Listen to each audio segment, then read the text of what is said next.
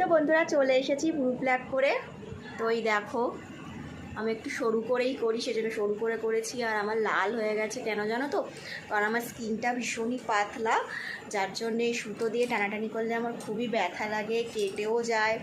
তারপরে এই এখন আমার প্রচণ্ড ব্যথা হয়েছে, এই রাত্রিরে শোবার সময় বোরোলিন দিয়ে শুলে তবে কালকের ব্যথাটা আমার কমবে।